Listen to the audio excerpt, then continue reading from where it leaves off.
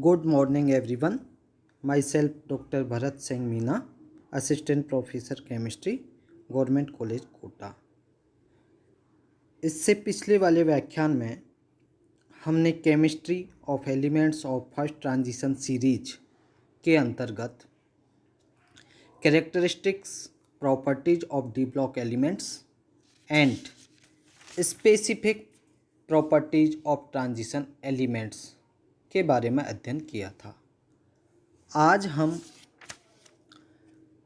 Properties of elements of first transition series या कहें प्रथम संक्रमण श्रेणी के तत्वों के गुणों के बारे में अध्ययन करेंगे। प्रथम संक्रमण श्रेणी के तत्वों के कौन कौन से गुण हैं जिनके आधार पर हम ये बता सकते हैं कि संक्रमण तत्वों का ये गुण है जिससे ये अन्य तत्वों एस ब्लॉक, पी ब्लॉक या एफ ब्लॉक तत्वों से भिन्नता रखता है। आइए हम सबसे पहले इन गुणों में इलेक्ट्रॉनिक विन्यास या इलेक्ट्रॉनिक कॉन्फ़िगरेशन के बारे में अध्ययन करेंगे।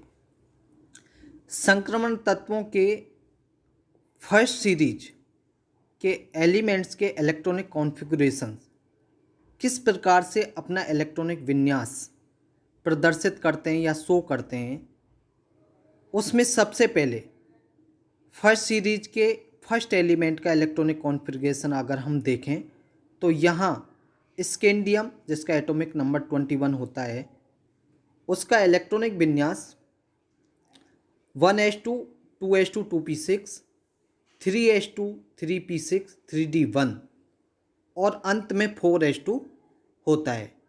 इसी प्रकार से इसी क्रम में अगर हम आगे चलें तो टाइटेनियम का अंत में 4s2 और ये 3d2 हो जाएगा।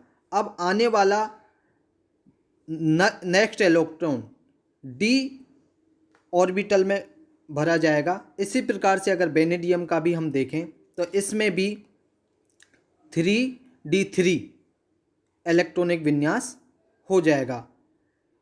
यह विन्यास अगर हम क्रोमियम में देखें तो इस क्रम के अनुसार तो इस क्रोमियम का विन्यास 3d4 4s2 होना चाहिए, लेकिन वास्तव में ये नहीं होता है। उसके स्थान पर इसका विन्यास 3d5 4s1 होता है। इसका कारण यह है कि 3d कक्षक व 4s कक्षकों में जो ऊर्जाओं का अंतर होता है वह बहुत कम होता है और इस बहुत कम अंतर के कारण 3d में आने वाला इलेक्ट्रॉन 3d5 हो जाएगा और 4s से एक इलेक्ट्रॉन 3d में जाने की वजह से 3d4 के स्थान पर यह 3d5 में परिवर्तित हो जाएगा और 4s2 4s1 में परिवर्तित हो जाएगा। इससे यह होगा कि अगर हम दोनों ऑर्बिटल्स को देखें तो d भी अर्धपूर्ण ऑर्बिटल में परिवर्तित हो गया है और अगर s ऑर्बिटल को देखें तो ये भी अर्धपूर्ण ऑर्बिटल में परिवर्तित हो गया है। जैसा कि हम जानते हैं कि अर्धपूर्ण व पूर्ण भरे हुए कक्षक अधिक स्थायी होते हैं। अगर हम ये वाला विन्यास लें तो इसमें 3d4 अर्धपूर्ण कक्षक नहीं है, केवल एक 4s2 पूर्ण भरा हुआ कक्षक है। तो इसका स्थायित्व इस 3d5 4s1 की तुलना में कम होगा। तो निश्चित रूप से परमाणु स्थायी अवस्था में रहने के लिए 3d5 4s1 वाला विन्यास ग्रहण कर लेगा। यही कारण है कि क्रोमियम का विन्यास 3d4 4s2 के स्थान पर 3d5 4s1 होता है। यह विन्यास अगर आगे के हम तत्वों में देखें तो क्रोमियम में इसी प्रकार का परिवर्तन देखेंगे कि स्कैंडियम, टाइटेनियम, वेनेडियम की तरह ही इसमें 3d5 में इलेक्ट्रॉन जाएगा। उसी प्रकार से अगर यहाँ हम देखें तो आपको एक अन्य तत्व जिस कॉपर में भी क्रोमियम की भांति ही 4s कक्षक का एक इलेक्ट्रॉन 3d कक्षक में चला जाएगा। इससे यह होगा कि इसके भी दोनों ऑर्बिटल फुलफिल हो जाएंगे। यहाँ अगर आप देखें कॉपर का, तो ये इसका अंतिम वाला जो 4s2 था, इससे एक इलेक्ट्रॉन डी ऑर्बिटल में जाने से ये डी ऑर्बिटल तो इसका पूर्ण भरा हुआ कक्षक हो गया, जबकि एस ऑर्बिटल इसका अर्धपूर्ण हो गया। ऐसा होने से ये दोनों ही, चूंकि हम जानते हैं कि अर्धपूर्ण और पूर्ण भरे हुए कक्षक स्थायी होते हैं, इसलिए कॉपर भी अपना विन्यास क्रोमियम की भांति ही ग्रहण कर लेता है और इस प्रकार के विन्यास, स्थायी विन्यास प्राप्त कर लेते हैं। अब हम देखते हैं कि संक्रमण तत्वों की परमाणुीय तथा आयनिक त्रिज्याएं या कहें एटॉमिक एवं आयनिक रेडियाई किस प्रकार से प्रदर्शित होती हैं। हम जानते हैं कि किसी परमाणु के बाह्यतम या कहें किसी आयन के लिए भी यही बात होती है। किसी परमाणु के बाह्यतम इलेक्ट्रॉन एवं नाभिक के मध्य की दूरी को परमाणुीय त्रिज्या कहते हैं। और फर्स्ट ट्रांजिशन सीरीज की जो परमाणुीय त्रिज्या है उसको मैं यहाँ इस सारणी के माध्यम से आपको बताता हूँ। Scandium, titanium, vanadium, chromium, manganese and इधर देखें तो आयरन, कोबाल्ट, निकल, कॉपर एंड जिंक। इनकी अगर हम परमाणुीय त्रिज्या देखें तो ये स्कैंडियम की सबसे अधिक है, उसके बाद ये कम होती जा रही है। टाइटेनियम की और कम, वेनेडियम की और कम, क्रोमियम की उससे कम, लेकिन मध्य में जाके मैग्नीज, आयरन, कोबाल्ट, निकल, इन सब की लगभग बराबर त्रिज्या आपको दिखाई दे रही है। इस सारणी का अगर हम अवलोकन करें तो हमें यह स्पष्ट प्रदर्शित होता है, स्पष्ट दिखाई देता है कि बढ़ती हुई परमाणुीय संख्या के साथ परमाणुीय त्रिज्या में कमी आ रही है, लेकिन यह कमी बहुत अधिक नहीं है और बीच के तत्वों में तो लगभग स्थिर सी ही हो जाती है और अंत में बढ़ने लगती है। इसका क्या कारण है कि परमाणुीय त्रिज्या प्रारंभ में तो कम हो रही है, मध्य में लगभग बराबर है और अंत में फिर से बढ़ना शुरू हो जाती है। किसी परमाणु की त्रिज्या या आकार दो कारकों पर निर्भर करता है। कितने फैक्टर्स पर निर्भर करता है? 2 फैक्टर्स पे।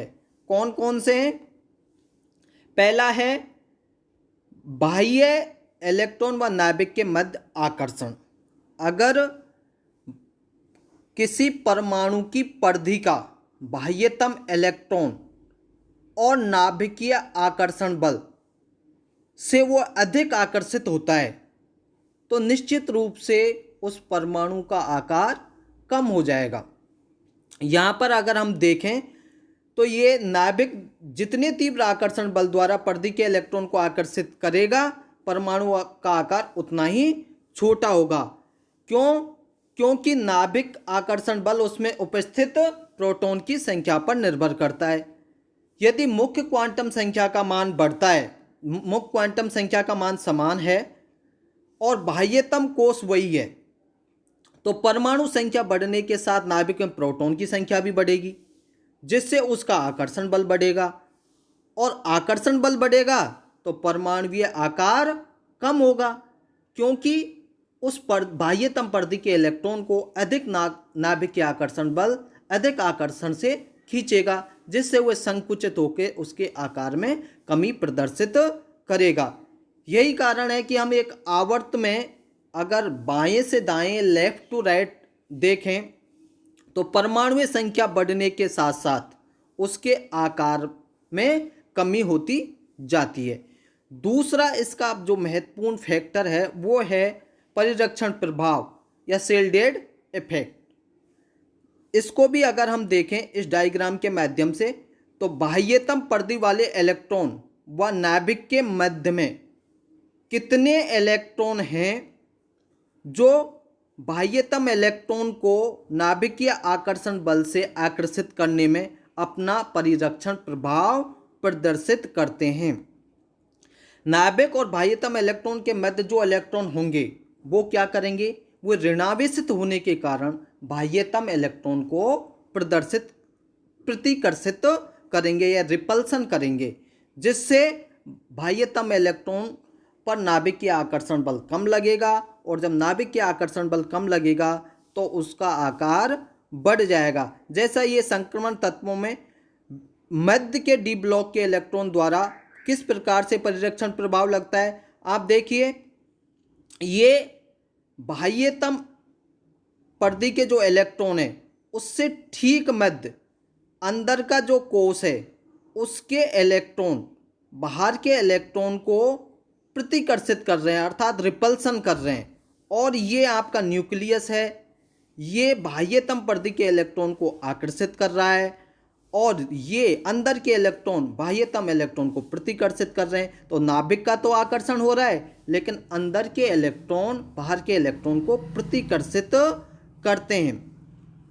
तो इससे ये प्रभाव पड़ता है कि संक्रमण तत्वों में इलेक्ट्रॉन के बाह्यतम np कक्षकों में नहीं बढ़ते, अपेक्षाकृत किस में बढ़ते हैं, उसके अंदर वाले n-d कक्षकों में भरे जाते हैं, जिससे क्या होता है, उनका बाह्यतम इलेक्ट्रॉन के प्रति रिपल्सन या प्रतिकर्षण बढ़ता जाता है। क्यों? क्योंकि अंदर के कोश में इलेक्ट्रॉनों की संख्या बढ़ती जाएगी, तो बाह्यतम परिधि के इलेक्ट्रॉन को अधिक प्रभाव से प्रतिकर्षण करेंगे या रिपल्सन करेंगे, और इन इलेक्ट्रॉनों के बीच में आ जाने से बाह्यतम इलेक्ट्रॉनों पर नाभिक का आकर्षण बल भी कम हो जाएगा, और ये जो अंदर के इलेक्ट्रॉन हैं ये नाभिक के प्रति आकर्षण बल को रोकते हैं, जिससे क्या होगा, भीतर के इलेक्ट्रॉन के इस प्रभाव को हम किस नाम से जानते हैं, परिरक्षण प्रभाव या शेल्डेड इफेक्ट के नाम से जानते हैं। और इसी परिरक्षण प्रभाव के कारण परमाणु का आकार बढ़ जाता है।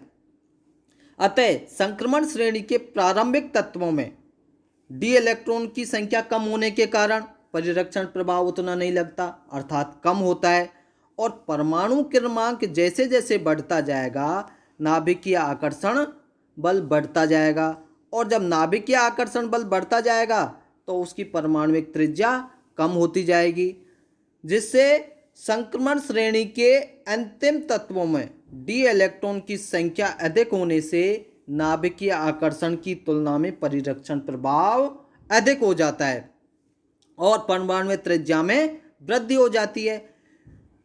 और बीच के तत्वों में ये दोनों विपरीत प्रभाव एक दूसरे को संतुलित कर देते हैं। इसीलिए हमने देखा कि मैग्नीज, आयरन, कोबाल्ट, निकल ये मध्य के एलिमेंट हैं transition series, first transition series के, तो इनकी जो परमाणु त्रिज्या वो लगभग स्थिर होती है। क्यों? क्योंकि यहाँ पर दोनों का नाभिक का आकर्षण बल और बाह्यतम परिधि के इलेक्ट्रॉन के ठीक अंदर वाला, अर्थात कहें n-1d ऑर्बिटल के इलेक्ट्रॉन परिधि के इलेक्ट्रॉन का परिरक्षण करते हैं, तो एक का आकर्षण और दूसरे का प्रतिकर्षण इन एलिमेंट्स के लिए लगभग बराबर हो जाता है। इसलिए इनके मध्य के एलिमेंट के लिए जो त्रिज्या है, परमाणुिक त्रिज्या है, उसका मान लगभग बराबर होता है। इसी प्रकार से अगर हम किसी आयन की बात करें तो आयन के लिए भी उसकी त्रिज्या किसी आयन के नाभिक और बाह्यतम इलेक्ट्रॉन के बीच की दूरी को आयनिक त्रिज्या कहते हैं। और कोई भी परमाणु इलेक्ट्रॉन त्याग के धनायन बन जाता है। अगर एक इलेक्ट्रॉन त्याग रहा है तो वो एक संयोजी धनायन कहलाएगा, दो इलेक्ट्रॉन त्याग रहा है तो दो संयोजी धनायन कहलाएंगे, और उनकी भी परमाणुिक त्रिज्याएं उसी प्रकार से कम होती हैं जैसे उदासीन परमाणु की परमाणुीय त्रिज्याएं कम होती हैं। अगर हम यहाँ प्रथम संक्रमण श्रेणी के तत्वों की आयनिक त्रिज्याएं देखें तो यहाँ देख रहे हैं टाइटेनियम की अधिक है, उसके बाद वेनेडियम की कम हो गई, क्रोमियम आयन की कम हो गई, मैग्नीज की कम होती जा रही है। इसी प्रकार से आपको त्रिज्याओं का घटता हुआ क्रम या डिक्रीजिंग ऑर्डर दिखाई दे रहा है। तीसरा गुण है फर्स्ट ट्रांजिशन सीरीज का, वो है आयोनाइजेशन पोटेंशियल या आयनन विभव। आयोनाइजेशन पोटेंशियल क्या होता है? आयोनाइजेशन पोटेंशियल वैसे तो आप पिछली कक्षाओं में पढ़ चुके हैं कि आयनन विभव किसे कहते हैं। उस तत्व के एक गैसीय परमाणु की बाह्यतम इलेक्ट्रॉन को नाभिक आकर्षण से अनंत दूरी तक ले जाने के लिए आवश्यक ऊर्जा आयनन विभव कहलाती है। कोई उदासीन विलगित गैसीय परमाणु है और उसके बाह्यतम परिधि के इलेक्ट्रॉन को निकालने के लिए जो ऊर्जा दी जाती है वो उसकी आयनन ऊर्जा या आयनन विभव कहलाती है। कोई इलेक्ट्रॉन अपने नाभिक के साथ कितने प्रबल आकर्षण बल से बंधा हुआ, उस तत्व का आयनन विभव उतना ही अधिक होगा। जितना अधिक आकर्षण बल होगा इलेक्ट्रॉन उतनी ही अधिक मजबूती से नाभिक से आकर्षित होगा और बाह्यतम इलेक्ट्रॉन को निकालने के लिए उतनी ही अधिक मात्रा में ऊर्जा दी जाएगी। और जब अधिक मात्रा में ऊर्जा दी जाएगी तो उसका आयनन विभव का मान भी अधिक होगा। अब हम एक आवर्त में अगर इसे देखें, बाएं से दाएं चलते हैं तो क्या देखते हैं? उनके आकार में या परमाणु त्रिज्या में कमी होती जाती है। आकार के कम होने से इलेक्ट्रॉन नाभिक के निकट आएगा, जिससे नाभिक से उन्हें दूर ले जाने के लिए अधिक मात्रा में ऊर्जा खर्च करनी पड़ेगी। अर्थात हम कह सकते हैं कि उसके आयनन विभव का मान अधिक होगा। यहाँ पर हम देखते हैं कि जो बाह्यतम कक्षक होता है NS कक्षक की तुलना में N-1 D कक्षकों की ऊर्जा का मान उच्च होता है। और वो सिद्धांत को अगर हम याद करें तो हमें याद आएगा कि N-1 D कक्षकों में इलेक्ट्रॉन NS कक्षक के पूर्ण होने के बाद ही प्रवेश करते हैं, लेकिन जब इनका आयनन होगा तो बाह्यतम परिधि के जो NS कक्षक में इलेक्ट्रॉन है वो निकलेंगे और D ब्लॉक के तत्वों के आयनन विभव का मान पर्याप्त होगा या उच्च होगा। इसीलिए हम देखते हैं उच्च क्यों होगा, क्योंकि बाह्यतम परिधि के इलेक्ट्रॉन से इलेक्ट्रॉन निकलने के बाद D ऑर्बिटल के इलेक्ट्रॉन को निकालने के लिए अधिक मात्रा में ऊर्जा देनी पड़ेगी, और अधिक मात्रा में ऊर्जा देनी पड़ेगी तो उसके आयनन विभव का मान अधिक होगा। क्यों? क्योंकि बाह्यतम इलेक्ट्रॉन निकल जाने के बाद उसका आकार कम हो जाएगा और आकार कम होने से नाभिक का आकर्षण बल अधिक लगेगा, और जब नाभिक का आकर्षण बल अधिक लगेगा तो परिधि के इलेक्ट्रॉन को अधिक मजबूती से वो आकर्षित करते हैं, जिससे इलेक्ट्रॉन को निकालने के लिए अधिक मात्रा में ऊर्जा देनी पड़ेगी, इसलिए आयनन विभव भी अधिक होगा। अतः हम बाएं आवर्त सारणी में बाएं से दाएं जाने पर देखते हैं डी ब्लॉक की फर्स्ट सीरीज के तत्वों के तथा उसके समीप जो डी ब्लॉक की फर्स्ट सीरीज के लेफ्ट अगर राइट में देखें तो एस ब्लॉक के तत्वों के फर्स्ट सेकंड व थर्ड आयनन विभवों के मान को अगर हम इस सारणी में देखें तो हमें ये पता चलेगा कि डी ब्लॉक एलिमेंट्स के आयनन विभव एस एंड पी दोनों से ही अधिक हैं। यहाँ पर देखें, अगर हम गैलियम का देखें तो यहाँ पर है 589, और इसी प्रकार से अगर सल्फर पी ब्लॉक का देखें तो पी ब्लॉक का आयनन विभव भी इसके नज़दीक अगर जिंक से देखें तो जिंक का अधिक आ रहा है। इसी प्रकार से स्कैंडियम का देखें तो स्कैंडियम का और अधिक, स्कैंडियम का कैल्शियम से अधिक आ रहा है। तो इस सारणी को देखने के बाद ये प्रूफ हो रहा है, ये सिद्ध हो रहा है कि ट्रांजिशन एलिमेंट के आयनन विभव के मान एस व पी ब्लॉक के आयनन विभव के मानों से अधिक हैं। यहाँ पर अगर हम ये देखें तो ये आपको दिखाई दे रहा है फर्स्ट ट्रांजिशन सीरीज के संक्रमण तत्वों के आयनन विभव। अगर इस ग्राफ के माध्यम से देखें तो हमें ये, अगर हम कॉपर का देखते हैं, जिंक का देखते हैं तो जिंक का भी अधिक दिखाई दे रहा है, और अगर स्कैंडियम का देखें तो स्कैंडियम का भी आपको अधिक दिखाई देगा। और अगर सेकंड की देखें तो सेकंड में कॉपर का आयनन विभव जिंक से भी अधिक दिखाई देगा। इसी प्रकार से इस चित्र का अगर हम ध्यान से देखें तो ये प्रूफ होता है कि फर्स्ट आयनन विभव के मान एस ब्लॉक के कैल्शियम, जैसा मैंने अभी बताया था, और पी ब्लॉक के गैलियम दोनों से ही अधिक हैं। स्कैंडियम से जिंक तक जाने में कोई विशेष मानों में अंतर नहीं होता। इसका कारण यह है कि परमाणु संख्या बढ़ने के साथ, मैंने इससे पहले भी बताया था, नाभिकीय आवेश भी बढ़ता है। उसकी वजह से आयनन विभव के मानों में वृद्धि होती जाती है। लेकिन भीतर के डी इलेक्ट्रॉनों के द्वारा क्या होगा, परिधि के इलेक्ट्रॉन पर सेल डेड इफेक्ट पड़ेगा, और सेल डेड इफेक्ट पड़ने के कारण जो नाभिकीय आवेश में जो वृद्धि होती है उसको वो नष्ट करने का प्रयास करेगा, क्या, परिरक्षण प्रभाव, और जिससे इन दोनों के मानों में विशेष अंतर नहीं आएगा। इसी प्रकार दूसरे आयनन विभव का मान अगर हम देखें या कहें यूनिपॉजिटिव आयन, एक इलेक्ट्रॉन को अनंत दूरी तक ले जाने के लिए आवश्यक ऊर्जा का मान भी स्कैंडियम से जिंक तक जाने में बढ़ता है। कुछ अपवाद हैं, जैसे क्रोमियम के द्वितीय आयनन विभव का मान वेनेडियम और मैग्नीज दोनों से अधिक है। कॉपर के द्वितीय आयनन विभव का मान निकिल एंड जिंक दोनों से अधिक है। इन दोनों के अपवादों का एक ही कारण है कि क्रोमियम और कॉपर दोनों के ही आधे भरे हुए एवं पूर्ण भरे हुए कक्षक हैं, और अर्धपूर्ण और पूर्ण भरे हुए कक्षक हम जानते हैं कि अधिक स्थायी होते हैं। एक धनावेशित क्रोमियम का D5, इसी प्रकार कॉपर के एक धनावेशित आयन का D10 है जो पूर्ण भरा हुआ है। दोनों स्थितियां अत्यंत स्थायी हैं। इनमें से एक इलेक्ट्रॉन को निकालने के लिए अधिक मात्रा में ऊर्जा देनी पड़ेगी। यही कारण है कि क्रोमियम व कॉपर दोनों के द्वितीय आयनन विभव के मान अपवाद स्वरूप अधिक हैं। क्रियाशीलता, किसी धातु की क्रियाशीलता उसके आयनन विभव पर निर्भर करती है।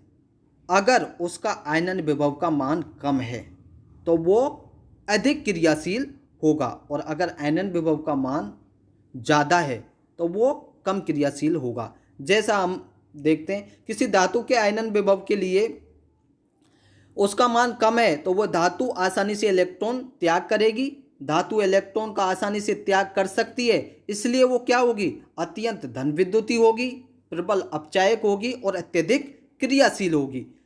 ट्रांजिशन मेटल्स का बाह्यतम इलेक्ट्रॉनिक विन्यास अगर हम देखें तो NS1 या NH2 होता है, जो किसके अकॉर्डिंग होता है, क्षार धातु या क्षारीय मृदा धातुओं के जैसा ही है। फिर भी इनकी क्रियाशीलता में बहुत अंतर है। क्षार धातुएं, क्षारीय मृदा धातुएं अत्यधिक क्रियाशील हैं क्योंकि उनके आयनन विभव के मान बहुत कम होते हैं, और आयनन विभव के मान कम है। इस कारण ये क्या करेंगे, अपना बाह्यतम कोष का 1 या 2 इलेक्ट्रॉन देकर अंदर का कोष उत्कृष्ट गैस विन्यास ग्रहण कर लेगा। इसलिए ये आसानी से 1 या 2 इलेक्ट्रॉन त्याग कर स्थायी विन्यास ग्रहण कर लेते हैं। कौन, क्षारीय धातु एवं क्षार धातु एवं क्षारीय मृदा धातु। लेकिन संक्रमण धातुओं में ऐसा नहीं होता है। क्यों, क्योंकि संक्रमण धातुओं के आयनन विभव के मान काफ़ी उच्च होते हैं। क्यों उच्च होते हैं, क्योंकि उसका बाह्यतम कोष का इलेक्ट्रॉन NS से निकलेगा, लेकिन उसके जो अंदर के कोष के इलेक्ट्रॉन है वो d ऑर्बिटल में होंगे और वो नाभिक के अधिक नज़दीक होंगे, ऑलरेडी स्थायी विन्यास प्राप्त किए हुए रहते हैं। इसलिए उनमें से इलेक्ट्रॉन निकालने के लिए अधिक मात्रा में ऊर्जा देनी पड़ेगी, और अधिक मात्रा में ऊर्जा देते हैं। इसलिए डी ब्लॉक की जो सीरीज है, प्रथम सीरीज है, फर्स्ट ट्रांजिशन सीरीज है, उसके आयनन विभव का मान अधिक होता है। संक्रमण धातुओं के आयनन विभव के मान उच्च होने के कारण ही संक्रमण धातुएं आसानी से इलेक्ट्रॉन त्याग नहीं कर सकती। इस कारण ये क्या होती हैं, कम क्रियाशील होती हैं, कम धन विद्युती होती हैं और दुर्बल अपचायक धातुएं होती हैं। Thank you.